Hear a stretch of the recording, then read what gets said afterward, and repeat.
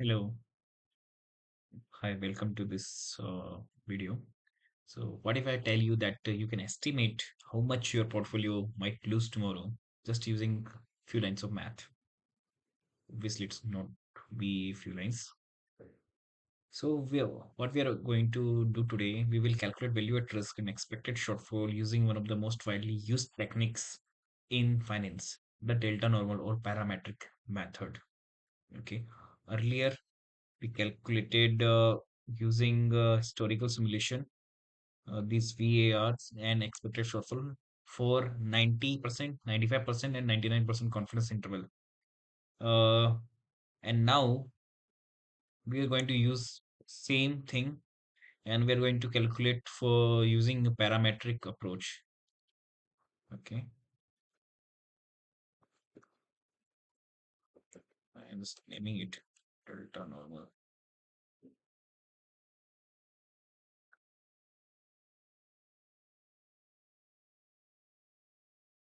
So here we have taken all those percentage change in dollar INR and percentage change in dollar JPY. And if you seen my previous video, this portfolio consists of value 1 million US dollar and it has two currencies where weightage of dollar INR is 60% and weightage of dollar JPY is 40%. So let's start by understanding what value at risk really means. So value at risk tells the maximum loss we can expect over a given period for a given confidence level. For example, one day 95% VAR of dollar 10,000 means that there is only a 5% chance your portfolio will lose more than $10,000 tomorrow. In delta normal approach, we assume returns follow a normal distribution, which allows us to use standard deviation and Z scores to calculate risk quickly. So let's start in this portfolio. So we already calculated percentage change in dollar INR and percentage change in dollar JPY, and we also calculated portfolio returns. These are very fairly easy to calculate. You can check out previous video as well. So right now we are moving forward.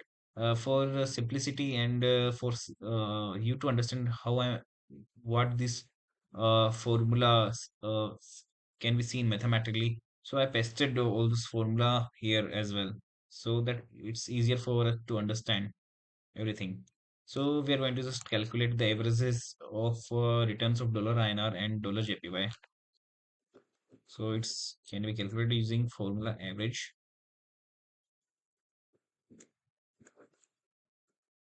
Just like this, we just calculate the average of dollar INR. Similarly, we can just copy and paste this formula here. That's how we will get the average of dollar JPY. Now we are computing standard deviation of dollar INR. We can use formula standard DAP dot S for sample, and we can just select all the returns of dollar INR. We will get the standard deviation of dollar INR. Similarly, we can just copy paste this formula here. We will get the standard deviation of dollar JPY. Portfolio mean will be average of the returns of the portfolio,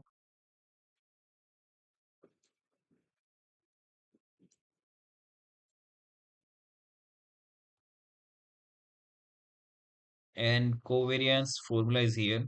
If you can see here, we can again calculate covariance between the two.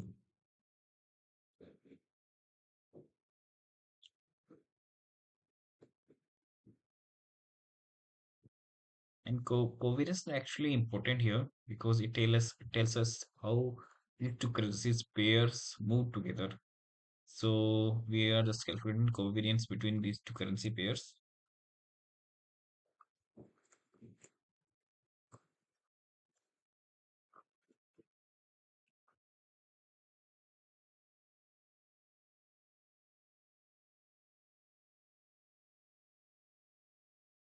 Yeah, fairly small covariance. And now we are going to calculate the portfolio standard deviation. So it will be calculated using this formula. And please note that W1 is dollar INR weightage, which is 60%, and sigma 1 is dollar INR uh, sigma, which is 0.25%. Similarly, W2 we calculate the covariance. So now we are going to calculate the portfolio standard deviation. It can be calculated by this formula here. So just to know that here we are directly taking the covariance. If you want, you can also take 2 into weight is 1 into weight is 2 into sigma 1, sigma 2, and correlation of this portfolio. But we are directly taking covariance here. So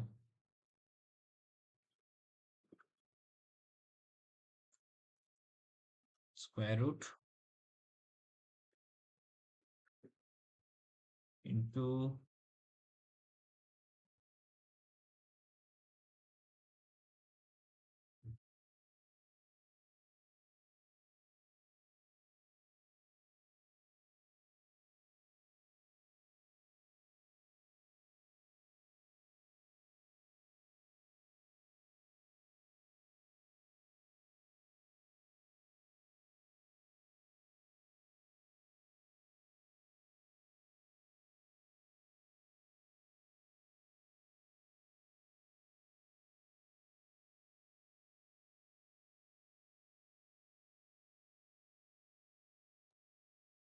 to 0.39%. Now we are going to calculate the z-score for this particular confidence interval. So we can calculate it by norm dot s dot inv.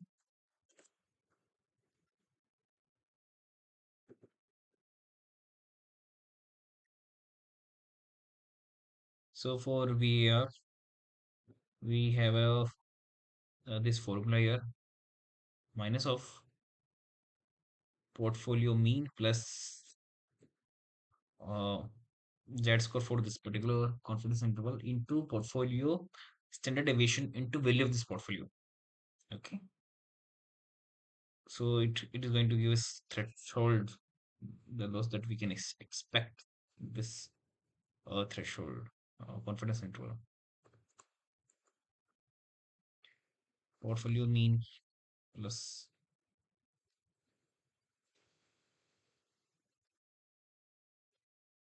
two portfolio gain 2443. We can fix these values.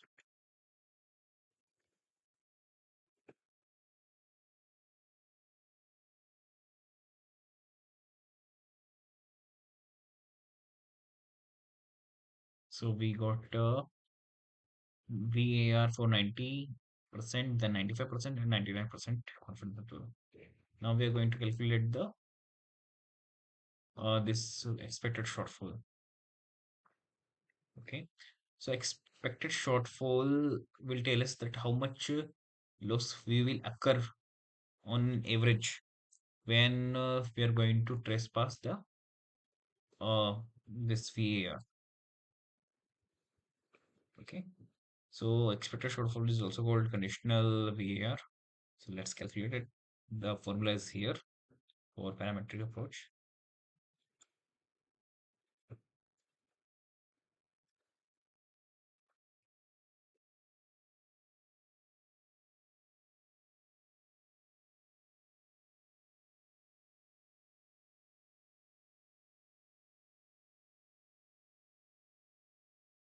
Exponential minus G square divided by 2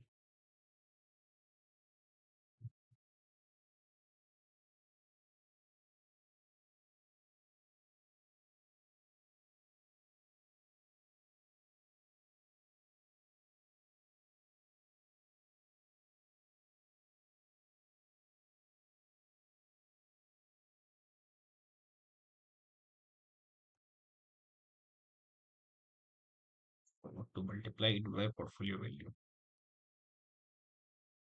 So let's fix these variables here.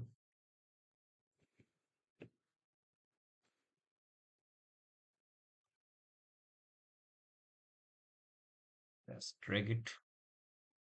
So we found out the expected shortfall for 99% to be 8,893 US dollars. Okay. So let's discuss why we should use and why we should use delta normal method. So first, it's simple and fast to compute, perfect for portfolios with many assets. Then second, it requires only mean variance and covariance, and we can easily model in Excel or Python. Okay. Its drawbacks include we can underestimate losses during extreme events, and we are assuming that returns are normally distributed, but real markets have fat tails. Okay. So you saw how we calculate the value at risk and expected shortfall using delta normal parametric method. We found this video helpful. Great. I'm going to cover in next video Monte Carlo simulation on the same uh, example. So I will see you in the next one. Thank you.